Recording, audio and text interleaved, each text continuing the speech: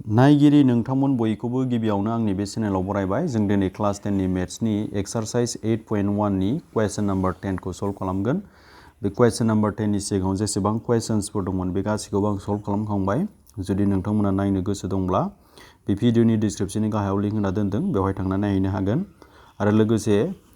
बे 10 नि सल्व खालामनायखौ मोजांसिन बुजिनो थाखाय इन्ट्रोडक्शन पार्टनि भिडिअखौ नाय, आरो इन्ट्रोडक्शन पार्टनि भिडिअखौ नायनो थाखाय बे भिडिअनि डिसक्रिप्शननि गाहायाव लिंक मोनगोन, बेवहाय लिंकआव थांनानै नायहैनो हागोन। बिदिब्ला 10 आव मा दं नायलांदो। बा आखान्थिथाम PQR आव मा होनो Qआव खनाथिक खनानो, आरो मा PR प्लास QR इक्वल टु 25 सेन्टिमिटार, आरो PQ इक्वल टु बेसेनो 5 सेन्टिमिटार। होमबा जों मा दिहुननांगौ sin P, cos P आरो tan P नि मानफोरखौ दिहुननांगौ। स' इंलिश मिडियामनि कुइसन्सखौ नायनि जोङो मा होनाय दं नाय।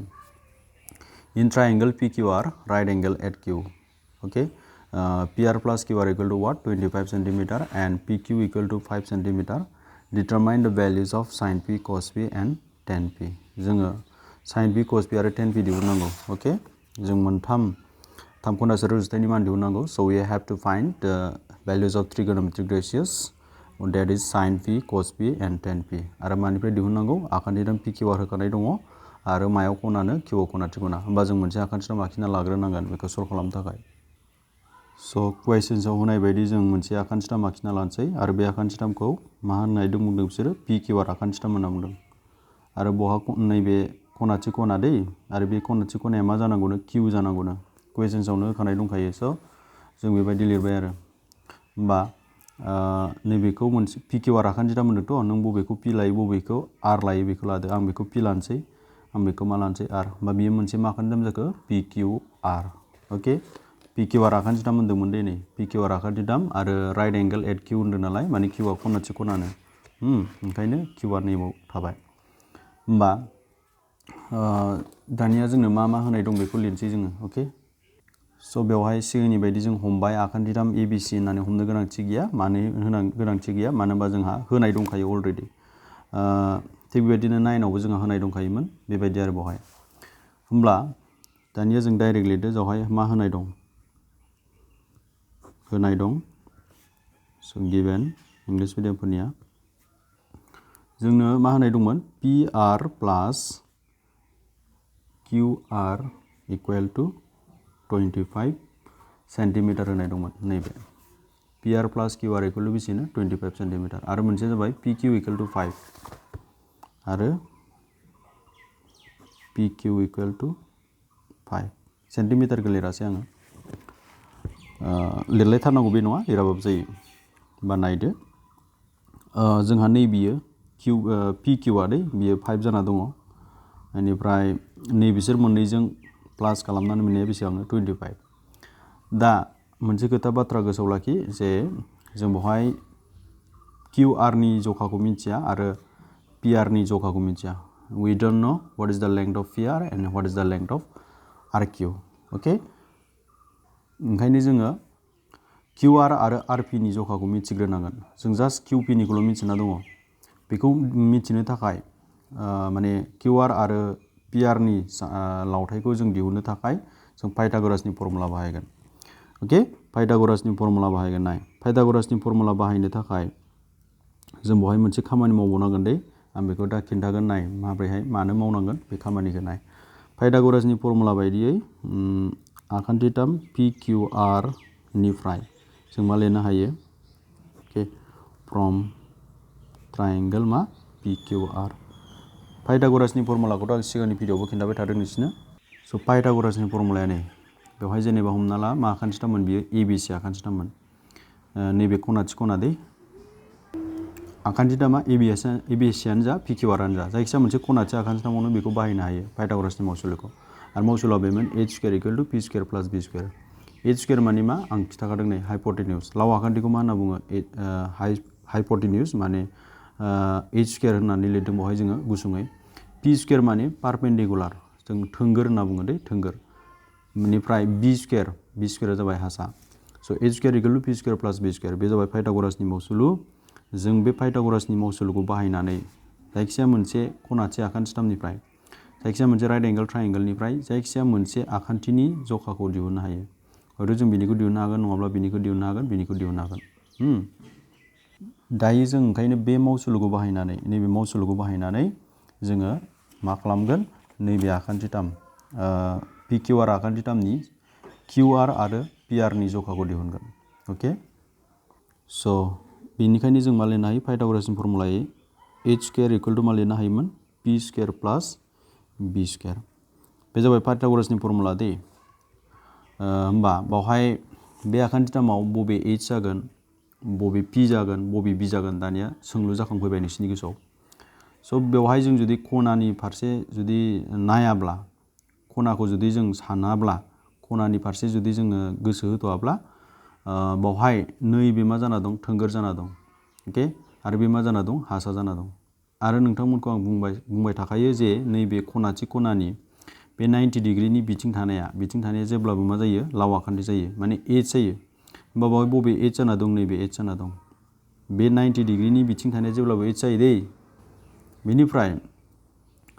बिदिब्ला बाव थोंगोरै थानाया नैबे दै आरो नैबे मा जाना दं हासायाव दङ ओंखायनो जों बेखौ मा लानो हायो b लानो हायो होमबा बावहाय h स्क्वायर होननाय लोगो लोगो मा जासिगोन pr स्क्वायर जासिगोन बुजिबायना बयबो बेनिफ्राय p स्क्वायर मानि मा होननाय जासिगोन pr आथ' नै qr आ जाना दं नालाय बे p आ बे p जायखौ जों बर'नि थोंगोर होनना बुङो बे थोंगोरा जोंहा qr आ जाना दं ओंखायनो p स्क्वायर होननाय लोगो लोगो जों मा लिरनो हायो qr स्क्वायर होननो हायो बेनिफ्राय हासाया माया जाना दंनो b आ माया जाना दं qp आ बा pq आ ओंखायनो b स्क्वायर होननाय लोगो लोगो जों मा लिरनो हासिगोन pq स्क्वायर नैबे आखान्थिथामाव नोंसोर नुदोंमोन ac square equal to bc square plus ab square लिरनो हादों मानो बिदि लिरनो हादों मानो होनबा बेवहाय h आ सोर जाना दं ac आ जाना दं नै h आ सोर जाना दं ac आ बेनिफ्राय p आ सोर जाना दं p आ सोर जाना दंमोन bc आ बेनिफ्राय b आ सोर जाना दंमोन ab आ ओंखायनो जों बिदि लिरनो हादों नाथाय जोंहा बेवहाय माया h जाना दं माया p जाना दं माया b जाना दं जोंहा बे गासिबो सोलायजोब्बाय pr आ h जाना दं pr आ p जाना दं pq आ मा जाना दं b जाना दं ओंखायनो बेवहाय बे फैदों होमबा नायदो दानिया आं मोनसे खामानि मावबावनांगौ होन्दोंमोन आं नोंसोरखौ नैबावहाय दानिया नोंहा नाय pq नि मान दङ बेसेबां 5 दङ pq नि मानखौ फज'नो हागोन नों 5 स्क्वायर होननानै नाथाय qr नि मान गैया नोंहा बा pr स्क्वायर नि मान गैया pr नि मान गैया आरो qr नि मान गैया दा नों मा खालामनो हायो नैबे मोननैनिफ्राय जायखिजाया मोनसेनि मान दिहुनना लानो हायो साप'ज आं pr निखौनो दिहुनसै जेनेबा pr निखौ दिहुनब्ला मा जागोन pr नि दिहुनब्ला बेखौ आं बिथिं बारहोनांगोन दै बा मा जागोन बे माइनास नै बिदि जाबाय नै स' बेखौ समानथाय 1 होनानै ला बेखौ इकुवेसन नाम्बार 1 होना लाथ' होमबा जों बेखौ नैबाव बाहायसिगोन दायो बा pr नि जायगायाव जों मा लिरनो हायो 25 माइनास qr ब्रेकेटआ ब्रेकेट बेनिफ्राय स्क्वायर दं नालाय बेखौ ब्रेकेट होनानै स्क्वायर होबानो जाबाय समाना समान qr स्क्वायरआ जायगायाव जों फज'नांला अके सरि एक मिनिट pq आ बेसे होनाय दंमोन pq आ जोंहा 5 होनाय दंमोन नै बा pq स्क्वायर होनाय लोगो लोगो 5 स्क्वायर जासिगोन बे अके स' नोंथांमोनाथ' मिथिखागौ जे a माइनास b होल स्क्वायरनि फर्मुलाखौ 9 आव सोलोंबोदों मामोन a square minus 2ab plus b square बा e नि जायगायावसो दङ 25 b नि जायगायावसो दङ qr बा 25 स्क्वायर जासिगोन a स्क्वायर माने 25 स्क्वायर माइनास 2ab 2 e आ सोर जाना दं 25 b आ सोर जाना दं qr होमबा मा जाखो बेलाय a स्क्वायर माइनास 2ab जाबायना प्लास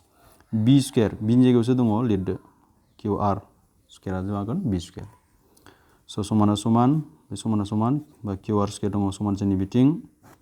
आरो 5 स्क्वायर माने मा 25 5 into 5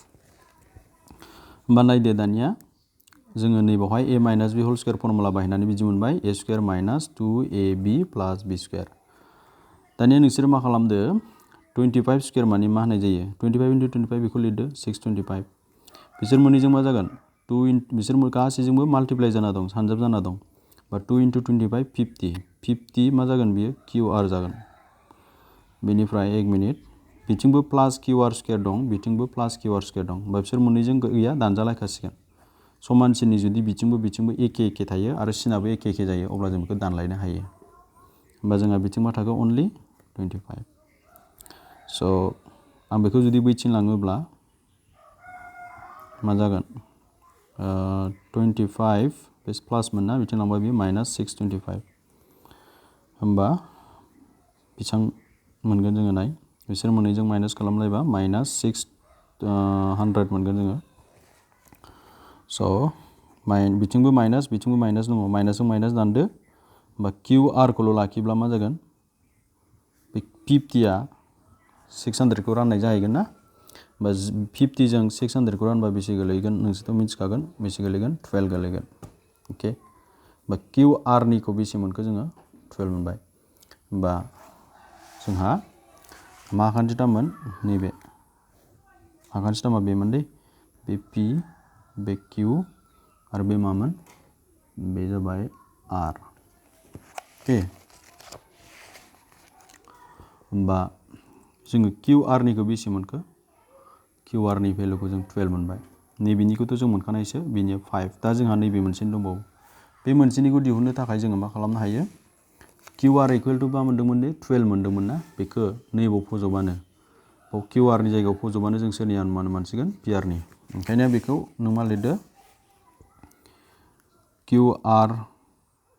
इकुवेल टु 12 खौ समानथाय 1 आव फज'नानै so putting QR equal to 12 in equation 1 जों मा मोनो equation 1 आव मा दंमोन PR equal to मा दंमोन 25 minus QR बेयाव फज'सिगोन दे PR equal to मा दंमोन 25 minus QR बा 25 आ 25 माइनास आ माइनास QR नि जायगायाव जों बे 12 खौ फज'नोसै बा बेसे मोनगोन बिदि लिरनोसै आङो PR इकुवेल टु बेसे मोनगोन 25 निफ्राय 12 थांबा जोंहा बेसेबां मोनगोन 13 मोनगोन अके स' बावहाय नैबेनि जखाया बेसे 13 बा मोनथाम आखान्थिनिबो जखा मोनबाय एबारसो जोङो मा दिहुननो थिनदोंमोन जोंखौ बेखौ दिहुननो हासिगोन आरो माने जोंखौ दिहुननो होदोंमोन ना साइन पि कस पि आरो टेन पि बे गासिखौबो जों एबार दिहुननो हासिगोन स' सिगां साइन पि खौ दिहुनग्रोनि साइन पि जोंहा फर्मुलाया मामोन पि बाय एच गोसोआव लाखिदो फर्मुलाया मा sine theta equal to P by H बे फर्मुलानिफ्राय फैदों दे माया फैदों sine P equal to P by एचआ फैदों दै आरो नैबे केपिटेल नैबे जाबाय स्मल होमबा साइन पिया साइन पि बहाय बबे पि जाना दं बबे एच जाना दं आं नोंसोरनो दहायनो खिन्थाखाबाय जे नैबावहाय पिया सोर जाना दं किउ आरआ पि जाना दं बेनिफ्राय एचआ सोर जाना दं पि आरआ जाना दं ओंखायनो जों मा लिरनो हागोन नैबावहाय पि बाय एच होननाय लोगो लोगो जों मा लिरनो हागोन किउ आर बाय मा लिरनो हागोन पि आर लिरनो हागोन बुजिबाय ना किउ आर बाय जों मा लिरनो हागोन पि बाय एच होननाय लोगो लोगो होमबा साइन पि नि मानखौ मोनसिगोन नै किउ आर नि मानखौ बेसे मोनदोंमोन जोंहा किउ आर नि माना नै 12 मोन ना ओंखायनो बाव 12 जासिगोन पि आर नि मानखौ जा बावैसो मोनदों नै बेसे मोनदों 13 दा बेखौ जों रानलायनो हाया देयरफर साइन पि नि भेलुआ बेसे 12 बाय 13 दानिया आरो जोंखौ मा दिहुननो थिनबावदों कस पि खौ दिहुननो थाखाय फर्मुलाखौ लिरदो बि बाय एच बे जाबाय कस थिटानि फर्मुला दै फर्मुलाया नै cos theta equal two B by H बेफोर गासैखौबो आं इन्ट्रडाक्सन पार्टनि भिडिअ खिन्थाजोबखादों नोंसोर नायबानो बुजिगोन आरो होमबा बिया माखौ लादोंमोन एचआ माखौ लादोंमोन बेखौ नोजोर खालामदो बिया माखौ लादोंमोन नै पि किउआ बि दै बेखौ जानला मोनला लानो होनबानो हाया दै बेवहाय माखासे फर्मुला दं सिगांनि भिडिअखौ नाय नोंसोरो होनबानो बुजिगोन बे जाबाय पि किउ बे मानो बिनो बा एचआ सोर पि आर होमबा P Q B by H माने पि किउ आइ बाय पि आर जागोन मा जागोन नो पि किउ बाय पि आर जागोन स' जोङो मानफोरखौ फज'दो जोंहा बेसेमोन माना पि किउ नि माना बेसेमोन पि किउ नि माना जोंहा नैबाव होखानाय दंना अलरेडि नै कुवेश्चन्सआवनो होनाय दं P Q equal to 5 P किउआ 5 पि आर खौ बेसे मोन्दोंमोन 13 मोन्दोंमोन 13 स' बेखौ जों दानलायनो हाला ओंखायनो cos p नि भेलुआ बेनो जासिगोन माने मायानो जाबाय 5/13 दानिया लास्ट दिहुननो गोनां tan p दिहुननोब्ला जोंहा फर्मुलाया p/b दै बे फर्मुलाया नैबेनिफ्राय फैदों tan θ = p/b अके होमबा p आ सोर जाना दङ नायदो आखान्थि थामाव नायबानो मिथिगोन p आ नै qr जाना दङ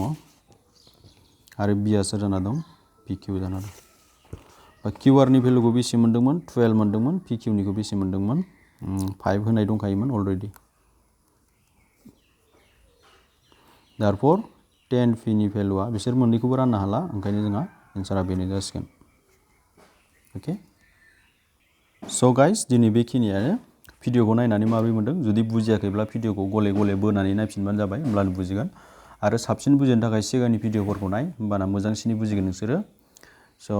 उननि भिडिअआव लोगो मोनगोन होननानै आसा खालामबाय आरो आंनि बेबायदि भिडिअखौ नायबाय थागोन नोंथांमोना आरो आंखौ सापर्ट खालामबाय थानो थाखाय नोंथांमोना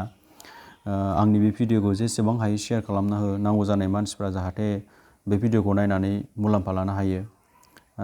ओंखायनो नोंथांमोनखौ आं शेयार खालामनानै आंखौ सापर्ट खालामनो थाखाय खावलायो लोगोसे आंनि भिडिअखौ नायनायनि थाखाय आं नोंथांमोनसिम जोबोद साबायखर जासिनानै दिनैनि भिडिअखौ दोनथ'नाय जाबाय गोजोन्थों